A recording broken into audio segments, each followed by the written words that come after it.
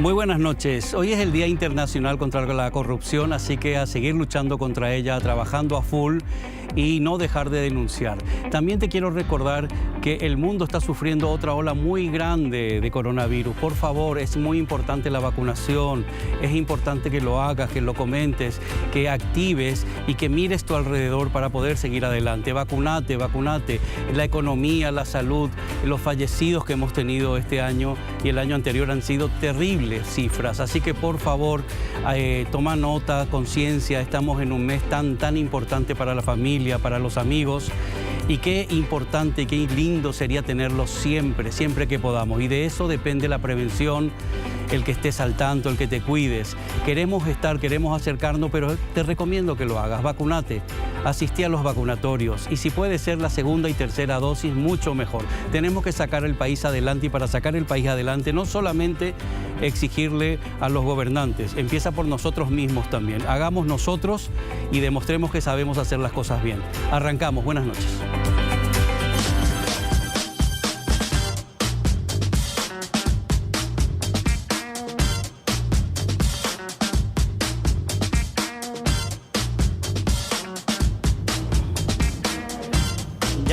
Ya estamos un jueves más en el salón y damos la bienvenida a nuestro invitado de hoy, el ministro Arnoldo Vins. Buenas tardes, ministro, ¿cómo está? Buenas noches. Buenas noches, un gusto, Héctor Luis, saludarte a la audiencia.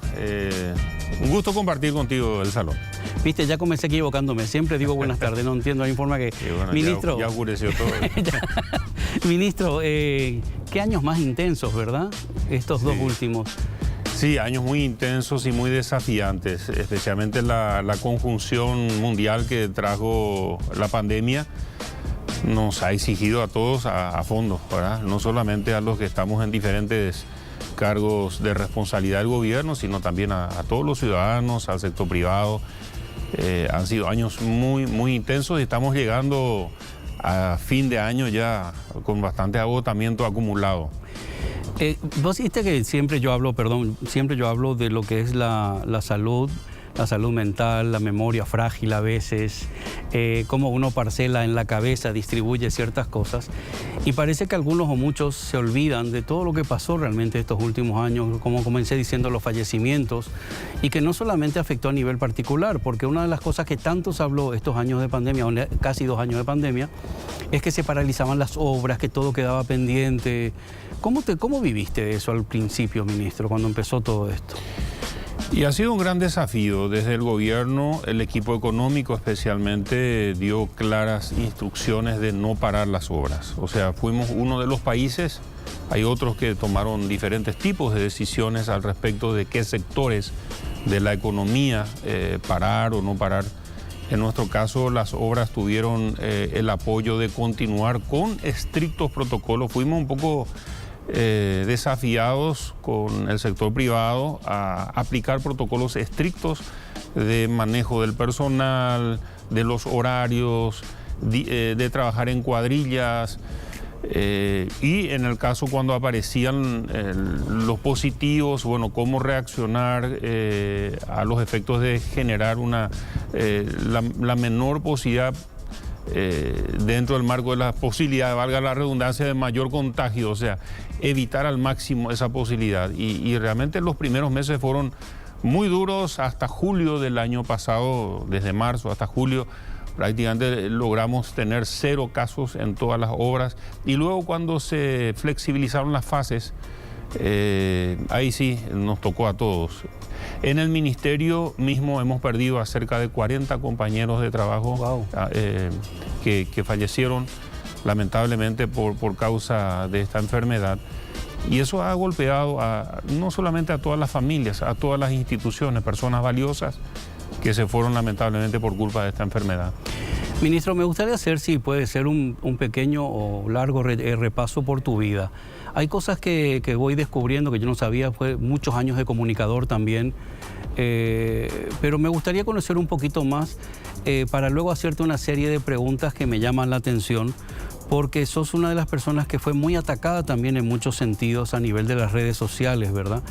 Entonces, me gustaría saber cómo fue tu vida, tu parte de comunicador y cómo una persona ahora desde un ministerio tan sensible como el MOPC filtra todos esos ataques, esa desinformación. Contame un poquito de tu vida, si puede ser. Sí, con mucho gusto. Esto lo decía de la audiencia. O sea, yo soy paraguayo, nací en Itacurudí de la Cordillera. Mis padres trabajaban ahí en el Hospital Menonita, en el kilómetro 81. Entonces los 4 hermanos, somos 4 hermanos, un hermano mayor que es médico y mis otras 2 hermanas, ambas enfermeras. O sea, todos los 3 en el sector de la medicina, yo no, ¿verdad? Pero nacimos en ese lugar. Mis padres son oriundos del Chaco paraguayo, ambos nacieron en Paraguay, pero mis abuelos son inmigrantes, ruso-alemanes, que huyeron de la guerra, especialmente del comunismo bolchevique. ¿De la primera? No, de la segunda. La segunda. Llegaron a Paraguay en 1930 mis abuelos. Se radicaron en la zona de las colonias, en el Chaco, en este caso en las cercanías de Filadelfia, en el Chaco paraguayo, y es por ahí donde nacieron mis padres. Y luego, bueno, el Hospital Menonita en el kilómetro 81 es una obra de las colonias menonitas de gratitud al Estado paraguayo por darles una patria a los que estaban huérfanos de patria, que migraron. Hubo diferentes ondas migratorias de la gente que huía de ese sistema comunista de la Unión Soviética en aquel momento. Y bueno, ese es un poco mi origen, ¿verdad? De ahí fui... Pero en esos orígenes, cuando contás esas historias, tu adolescencia, vos tenías claro más o menos hacia dónde querías ir, lo que querías hacer, porque si tus hermanos ya tuvieron una carrera, ¿vos cómo te orientaste en ese sentido? Es un proceso de decisión en cada ser humano. En mi caso siempre me gustó la parte de las comunicaciones. Desde muy joven he trabajado en los medios en el aspecto de ser operador de radio y cosas por el estilo. Así que el tema de los medios... ¿Pero cómo llegaste ahí? Me intriga saber eso. Y cuando mi padre era pastor y él grababa muchos programas de radio en casa con una grabadora en aquellos tiempos donde estaban los cassettes y las cintas, en totalmente otra avanzada digital. Para aquel tiempo ya era importante. Este era para adelantar nuestras cintas. Ya. Se tenía que poner a punto, así mismo es. Y bueno, cuando me tocó trabajar estudiar, terminar mi secundaria en el Chaco, entonces fui operador de la radio ahí en Filadelfia, y también después empecé a conducir programas de radio. Y bueno, después mi vida me llevó a Buenos Aires a estudiar. Estuve en 2 periodos en la capital de Argentina, estudiando teología. Volví después de tener la licenciatura y la presentación de la tesis para el máster en teología. Estuve de docente aquí en Paraguay durante 6 años y luego ya con familia, con hijos, fui a terminar mi carrera, el doctorado en Buenos Aires. Y bueno, después volví ya para trabajar en los medios de comunicación. Fui director de Obedira Comunicación Integral, la radio. Luego se consolidó el trabajo en los medios con Red Guaraní. Se creó la Red de Comunicación Integral, que era el nombre para una serie de medios de comunicación, entre ellos televisión, radio, también varias radios en el interior del país. También se imprimió un periódico mensual.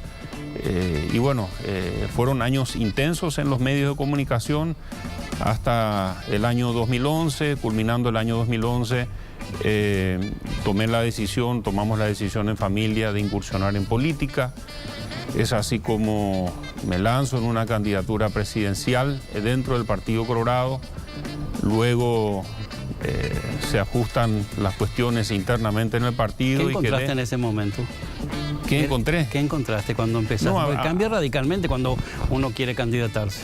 Sí, encontré lo que uno conocía desde los medios. Al conducir un programa todas las noches, durante 9 años ininterrumpido, uno entrevistó a los presidentes, ministros, intendentes, gobernadores, concejales, senadores, diputados. O sea, no era un ámbito desconocido, pero desde otro lado, claro, desde el lado de los medios, ¿verdad? Entonces, Y básicamente el proceso de decisión que llevó a esa decisión tenía como compromiso principal el servicio, que es el denominador común, no me mueve otro factor que ese.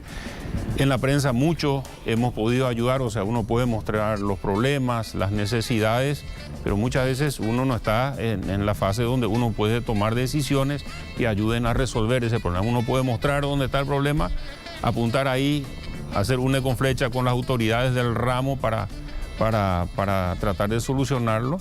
Y bueno, y esa motivación nos llevó a, en primer lugar, los primeros 5 años me tocó estar en el Congreso como senador. Y bueno, en el siguiente periodo, ahora me toca estar como ministro por la confianza que me ha dado el presidente de la República. ¿Qué pasó cuando llegó la propuesta? ¿Qué pasó por tu cabeza?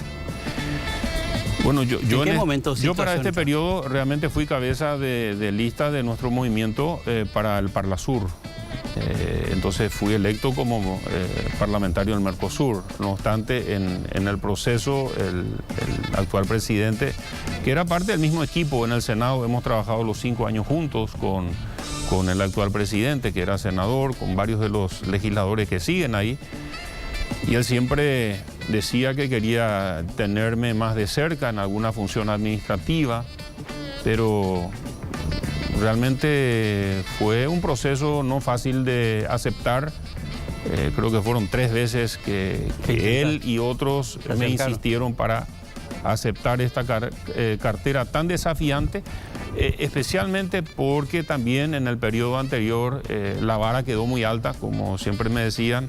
O sea, creció mucho el Ministerio de Obras Públicas ya en el periodo anterior y no podíamos decepcionar, no podíamos defraudar la confianza que nos daba la sociedad y administrar una cartera tan delicada, porque donde hay mucho dinero en juego, eso te iba a decir, hay muchos intereses en juego, y conjugar y armonizar y tratar de que todo eso pueda funcionar lo más armónicamente posible ha sido un gran desafío en estos años. Complicado debe ser, pero hasta que llegó el momento eso, vos por más que te hayas dedicado a la política no dejaste la comunicación. ¿Seguías haciendo algo de televisión? Y bueno, sí, en mi faceta de senador también he trabajado, he seguido comunicando y siempre en la fase constructiva, mostrar lo positivo del país, los desafíos, la gente que trabaja, mucho contenido de tierra adentro. Viste que te dicen, yo me perdí esa parte, espero que no, te dicen pastor, ¿ejerciste de pastor? Sí, ejercí por varios años hasta el 2005, año en el cual renuncio al trabajo de pastor por el compromiso grande que tenía al frente de los medios de comunicación, que no me daban tiempo para hacer bien las dos cosas. Entonces decidí por trabajar tiempo completo en los medios desde el 2005 hasta el 2011. Y no está un poco reñido, ¿cómo se vive desde el mundo? Perdón mi desconocimiento, porque los pastores suelen ser muy rectos, hay ciertas cosas, y en el mundo de la política y los medios de televisión no es tan estricto todo. No. ¿Cómo que no tuviste conflictos internos? Siempre hay conflictos de intereses y especialmente de conductas que uno asume, pero al tener los principios y los valores claros, yo soy el mismo habiendo sido pastor o comunicador o ahora ministro.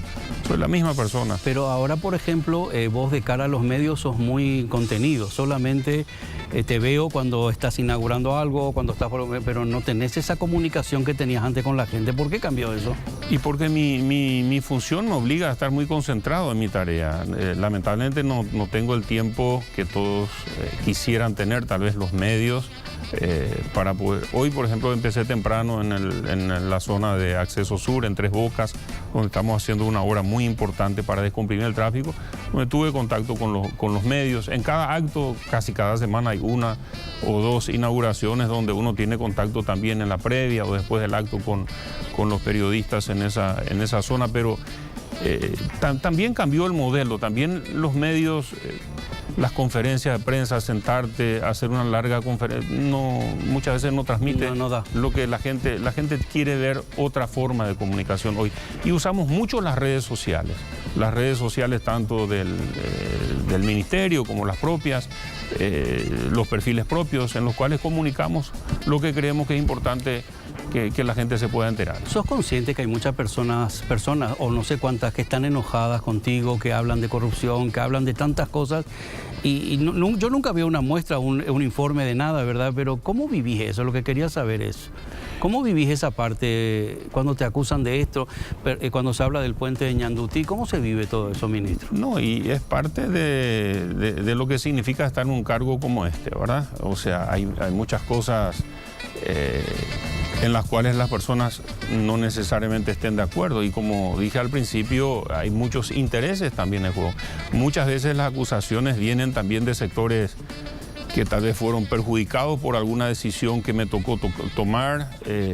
Pasa eso, qué sé yo, cuando un frentista uno tiene que expropiarle porque ahí pasa la ruta, obviamente eso genera una animadversión, aunque no debería ser personal, pero yo tengo que hacer lo que tengo que hacer en función de lo que me corresponde hacer, como es a veces una expropiación.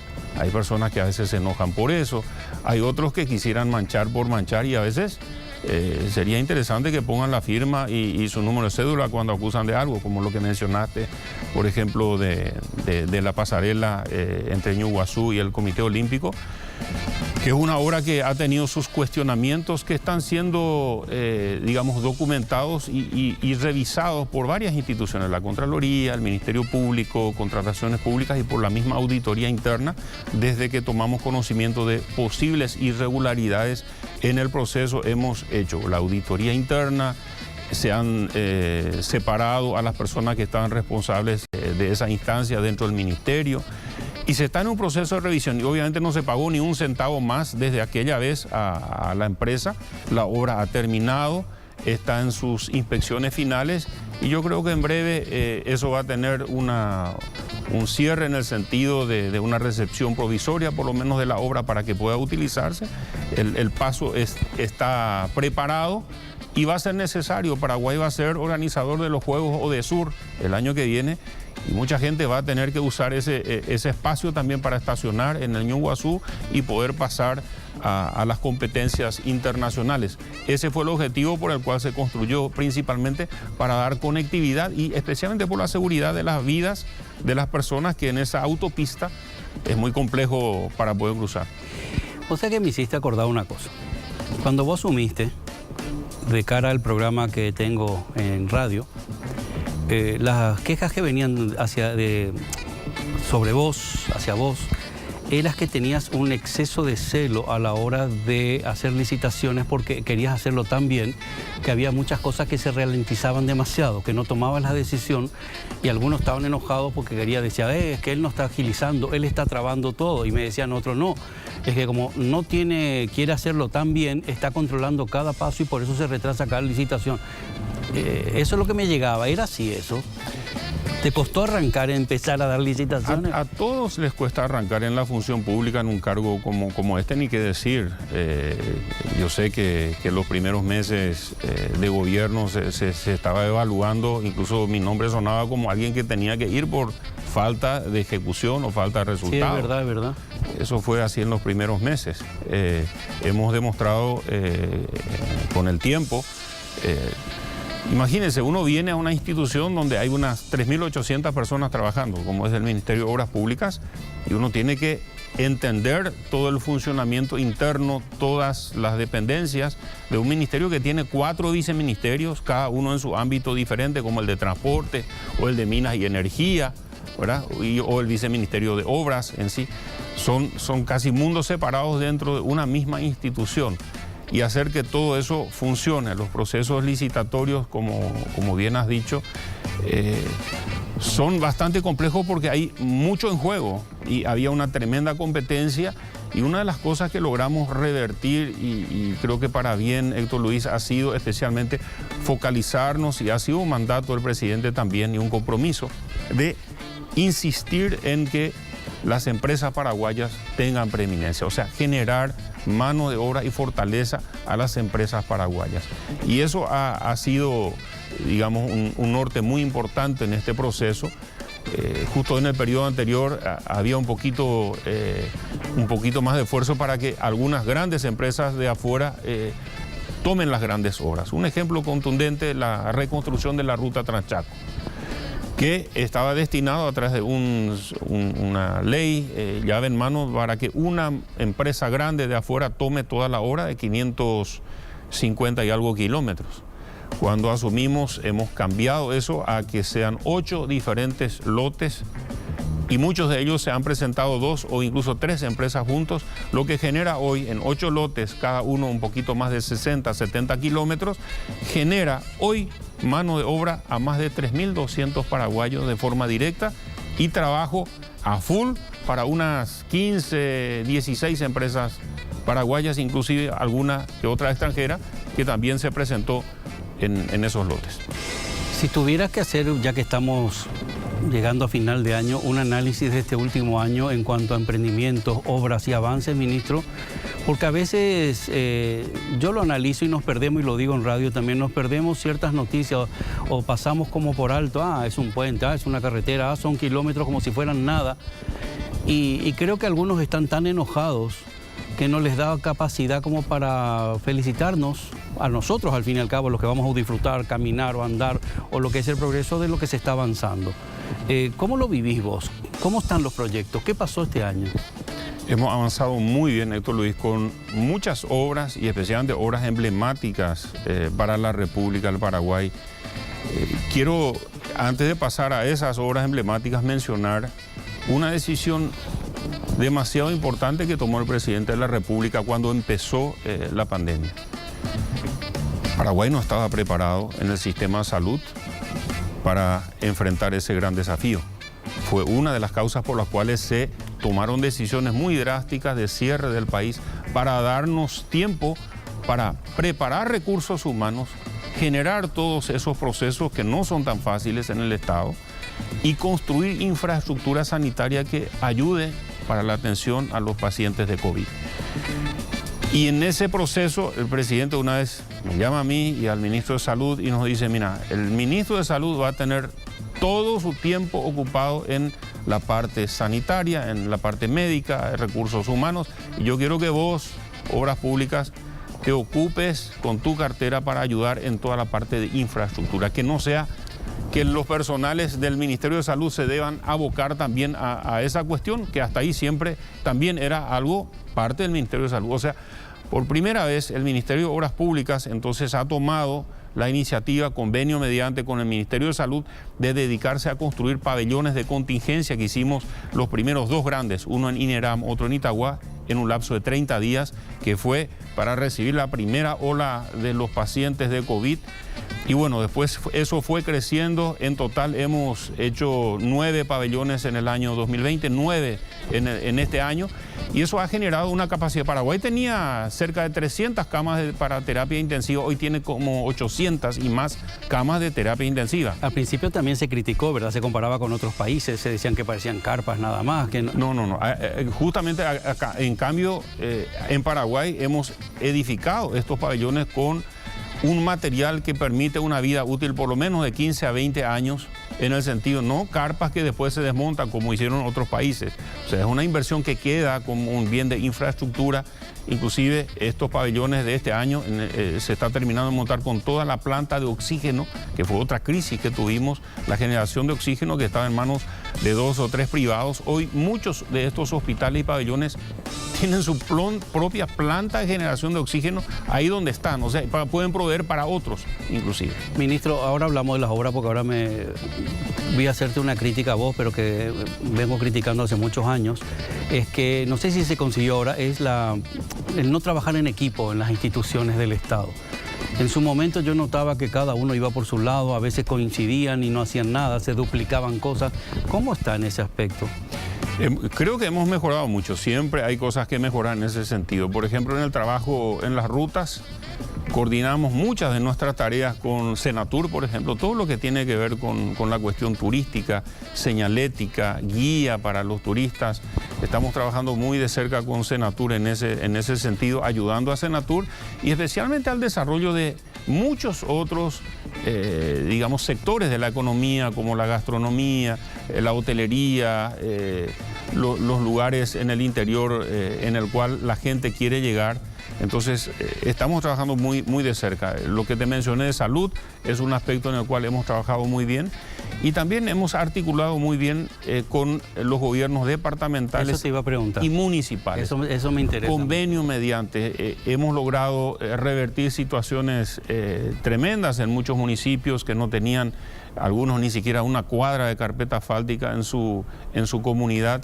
Entonces, hemos trabajado mucho en conjunto y lo seguimos haciendo ahora con las nuevas autoridades municipales nuevamente en articular las acciones. Hoy en día, por ejemplo, con las nuevas autoridades que ahora van a tener un espacio, un horizonte de 4 años por delante, es muy importante esta planificación para que no choque lo que hace el gobierno central y el interés real que tiene el gobierno departamental o municipal. Eso tiene que coincidir. Y lo que se planificó con el anterior municipio de Asunción, con las anteriores autoridades, por ejemplo, ahora ya tuve reunión con el intendente, con un grupo importante de los concejales de Asunción, para mostrarles y explicarles las obras que el gobierno nacional a través del Ministerio de Obras Públicas está haciendo en Asunción. Vos sabés que la Municipalidad de Asunción tiene pocos recursos para inversión, básicamente el gran porcentaje va para pago de salarios.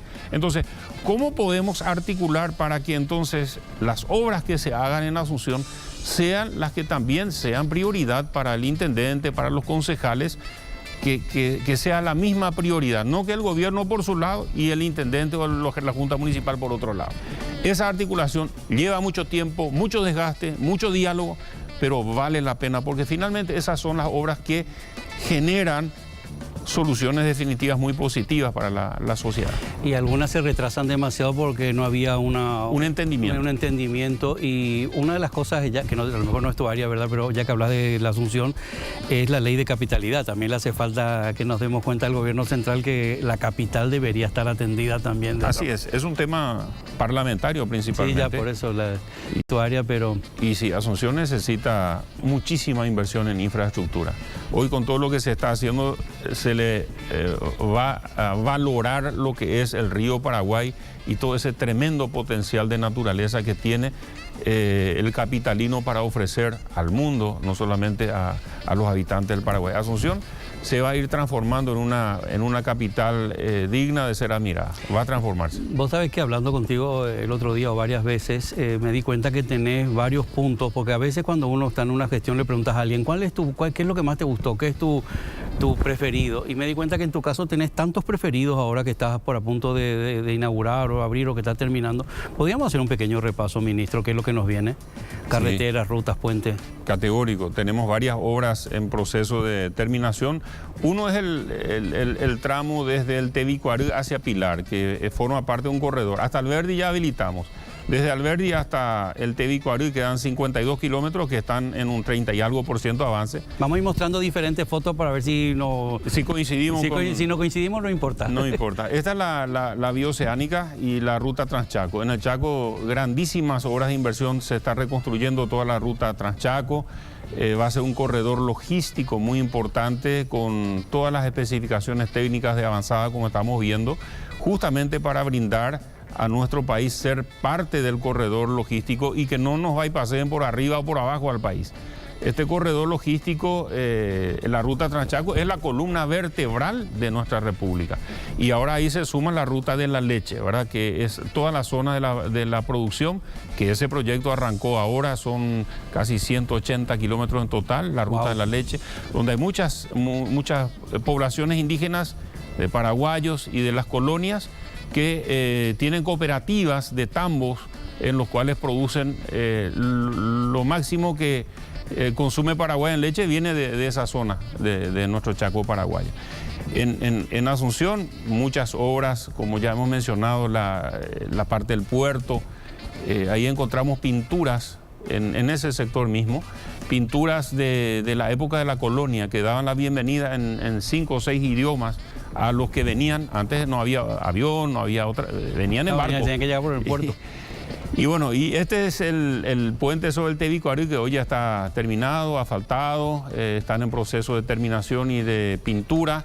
Antes de Navidad vamos a habilitar el paso, Héctor Luis, ahí. Te invito a pasar a Pilar. Tenés esa deuda no conozco de ir todavía. A Pilar. Sí, con nació papá y no conozco. Esto va a generar digamos, un tránsito nuevo. Este corredor paralelo al río Paraguay que va desde Villeta, por Alberdi, Villafranca, hasta Pilar, va a permitir que el azuceno un domingo se despierte a las 9 y diga, un ratito a Pilar, voy a ir a almorzar. Un ratito. Y se va 2 horas y media y va a estar en Pilar. O sea, genera un corredor nuevo y especialmente está pensado también, Héctor Luis, en estas contingencias como tenemos hoy, donde las aguas están bajas, la navegabilidad del río Paraguay es crítica. Entonces Pilar es un puerto de aguas mucho más profundas, hasta donde tenemos instalación de puertos y también puertos privados, donde pueden llegar las embarcaciones, claro, bajar la logística y ahí podemos subir por ruta. O sea, no quedarnos desconectados por falta de conexión. Entonces esta ruta es elemental, no solamente para el tránsito normal de los ciudadanos, sino especialmente para la logística, como un corredor paralelo al río Paraguay. Ministro, antes que me sigas contando ahora, te quiero hacer una pequeña crítica y algo que aprendí también, que una cosa es cuando se inaugura la obra y otras cosas son los costos de mantenimiento o lo que luego llevan mantenimiento. Dice que hay algunas zonas de la costanera en Asunción que se están quejando, la falta de luz. ¿Quién tiene la culpa de eso? ¿Quién tiene que controlar eso, ministro? Y los ladrones tienen la culpa de robarnos los cables, ¿verdad? Lamentablemente la vez pasada también vimos que la dificultad que tiene la policía de identificar a dónde van es un tema de seguridad ciudadana y especialmente lamentable la falta de respeto a la infraestructura pública, que es un bien de todos los paraguayos. Eso le pertenece al Estado paraguayo y bueno, estamos trabajando en cómo resolver eso. Para mí, yo soy un apasionado también de las energías alternativas. En ese caso, ahí para que no te roben más los cables, tiene que ser energía solar, ¿verdad? Luces LED a energía solar. Falta seguridad un poco, y hay abundante también luz es seguridad. También es una cuestión de seguridad. Las luces tienen que funcionar y estamos en ese proceso va a ser un llamado de emergencia para luces de energía solar en la parte costanera norte, que hoy tenemos ese problema. Otra pregunta que te quería hacer, porque me llama mucho la atención y hay mucha gente enojada, es con el puente de Chacoí. No sé por qué está enojada. Después todos van a estar usando el puente y van a ser los primeros en sacarse la selfie cuando el puente esté listo. Te invito una vez, qué sé yo, de tardecita. Siempre me invita y nunca voy a ningún lado. Y no te vas, no te dan permiso. Bueno, de 4 a 7 de la tarde, sí, miércoles a viernes, trata de venir del Chaco y cruzar el puente Remanso. Es realmente el colapso del tránsito ya te muestra la necesidad de otra conexión, pero principalmente está pensado en acortar las distancias en nuestra conectividad. Asunción no ha tenido conectividad, Puente Remanso está en Roque Alonso, la capital del país va a tener conexión con el Chaco, conexión con Argentina, ahí se está duplicando desde Falcón a Remanso ese tramo de 20 kilómetros y en breve, esperamos el año 2022 que se apruebe el préstamo para la ruta a General Brugués, el asfaltado. Son corredores que van a hacer que justamente podamos pasar de la región oriental a la occidental con mucha más logística, con mucha más velocidad y seguridad. Un puente así como en el este no da abasto. Ahí la cola de camiones todas las tardecitas y noches es impresionante para poder cruzar nuestra logística. Ahí se está ya en un casi 80% de avance del puente ese. Entonces vamos a tener duplicación del Paso de Brasil, duplicación desde Ciudad del Este hasta la capital, duplicación del paso al Chaco y luego la conectividad con los vecinos, Argentina y especialmente con el corredor bioceánico que está en plena construcción. La verdad que se vienen cosas muy lindas. Te iba a hacer otra crítica también que leí, no a vos, indirecta. Dice que linda es la ruta que habilitaron, pero la policía caminera está ahí chiqui, se veían cosas parando. Seguir trabajando en equipo para que la gente pueda circular tranquila o tranquilo. Que disfruten la ruta. Y que disfruten la ruta. Así y no que salgan con miedo a que alguien... O sea, te preguntaba lo del puente, ahora te dejo descansar un ratito, ministro, porque... Bueno, ya seguimos con el ministro y se incorpora José Antonio Morales y don Alfonsito Rubín. ¿Qué tal, José? Hola, Alfonso, bienvenido. ¿Y al ministro? Ministro. ¿Qué tal, José? O sea, le saluda primero a Alfonso antes que al ministro. Sí. No. Luego, ministro, perdón. Qué bárbaro. Pero estaba antes, Alfonso. Ministro, estábamos hablando, nos quedamos en el tema de las obras, los puentes. y tantas cosas que algunos, como no lo viven en el día a día en las zonas que están, ¿verdad?, no dimensionan los cambios reales que está sufriendo. Te doy un solo ejemplo, el corredor del Botánico, que fue tan cuestionado, donde se colgaban de los árboles, que supuestamente se iba a perjudicar el medio ambiente del Botánico.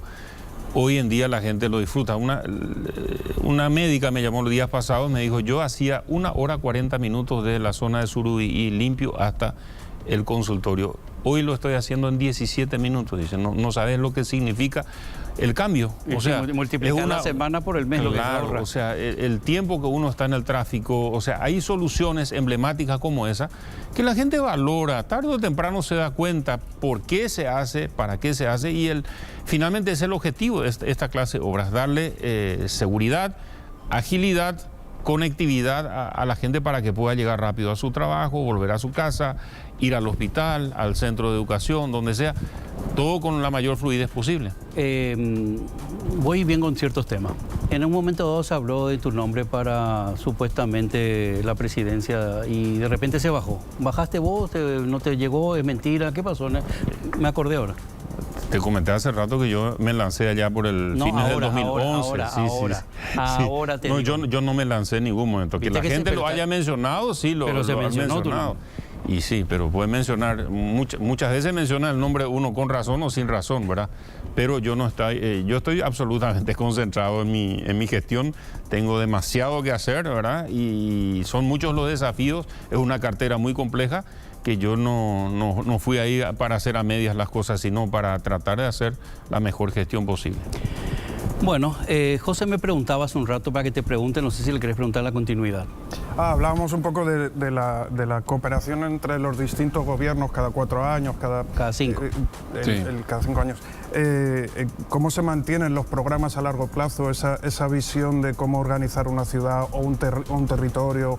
La planificación a largo plazo es lo que... Sí, nosotros tenemos un departamento de planificación vial, en ese caso en el Ministerio, que es muy importante como herramienta de planificación.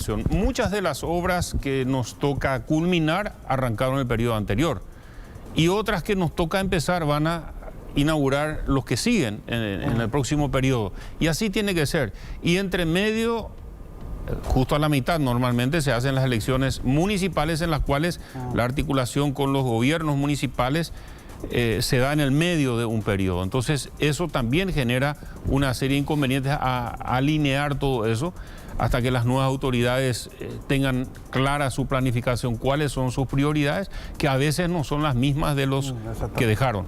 Pero hay una línea conductiva en materia de lo que es la planificación a nivel de Estado que queda. Muchos de los proyectos son plurianuales, la mayoría son plurianuales, los préstamos son así.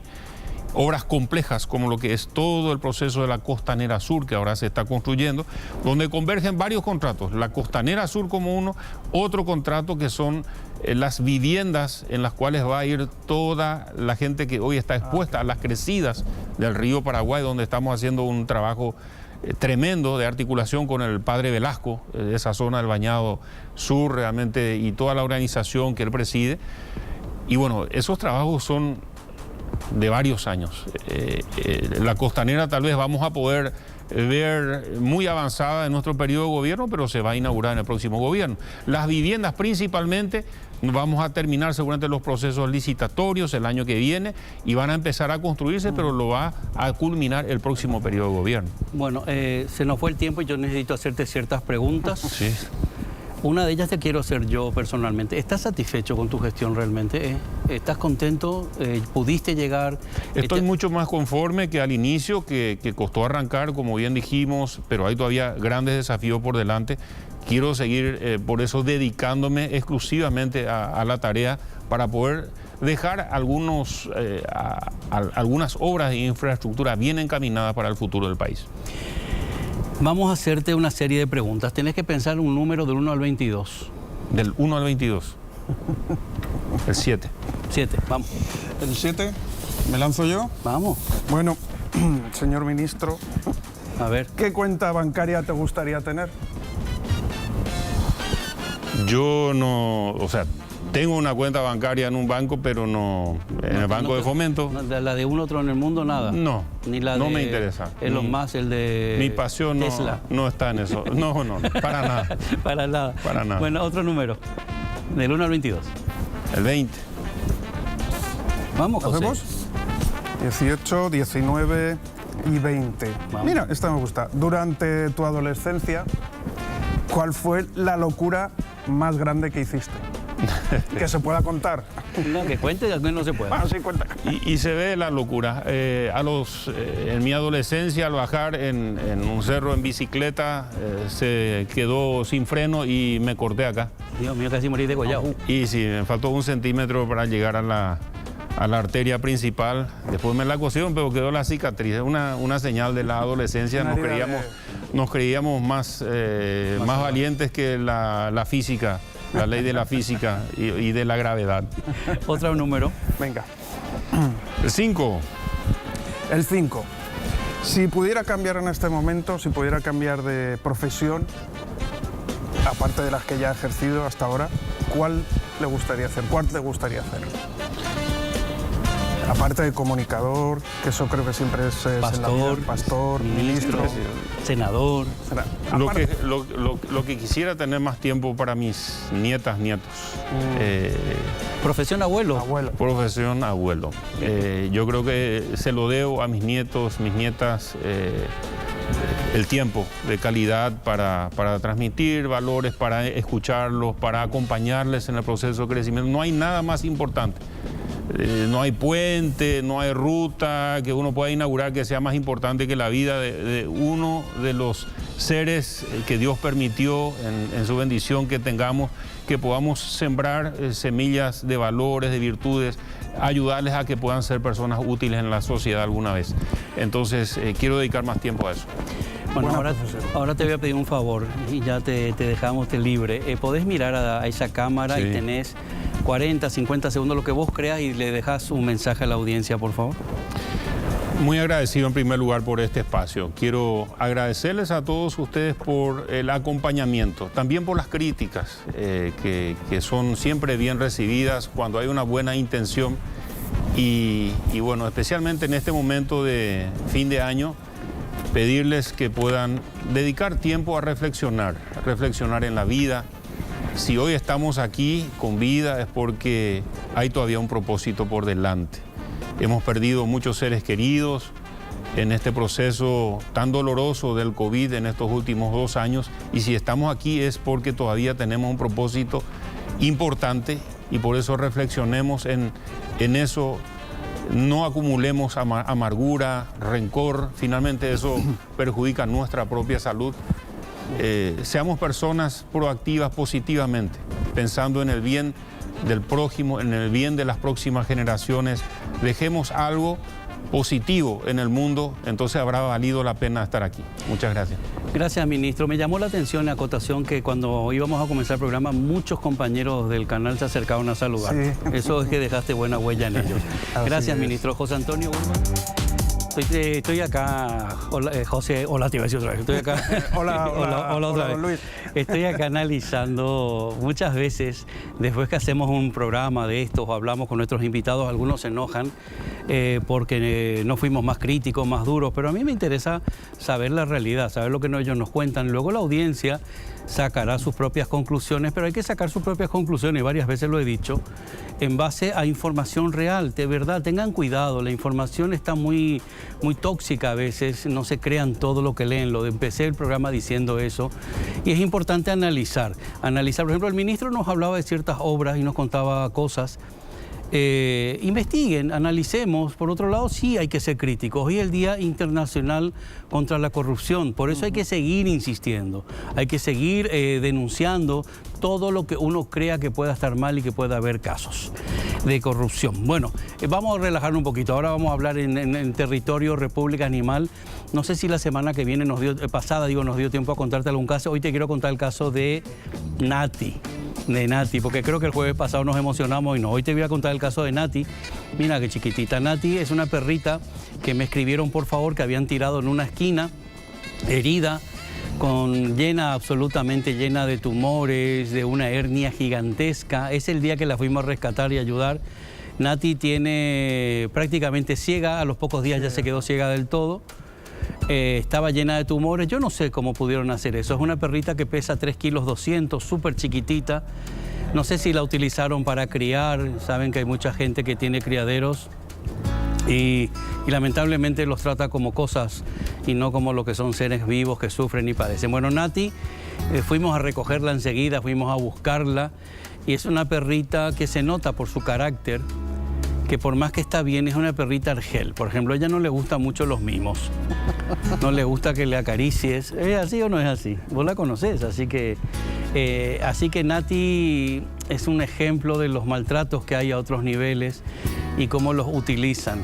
Así que yo les vuelvo a pedir en estas fiestas que no regalen mascotas, no son regalos, no son juguetes. Que traten de no hacer eso, traten de adoptarlos, hay tantos refugios llenos. Esta mañana leía el caso que me partió de un PUC, creo que se llama, ¿cómo son esos? Creo que PUC sí, se llama. Puede ser. Precioso, que estaban publicando que como tenía erliquia lo querían regalar, donar y darle una adopción. Por favor, la erliquia es una enfermedad que tienen los perritos que se curan en 28 días. En 28 días el animalito ya está curado. Como un perrito que encima suele venderse súper caro, lo dan por algo así. ¿Por qué? Porque muchos los tratan como juguetes rotos. Por favor, en estas Navidades, no sé si vos querés aportar algo, José, no compres, adopta. Hay muchísimos perritos para adoptar que te llenan la vida de alegría.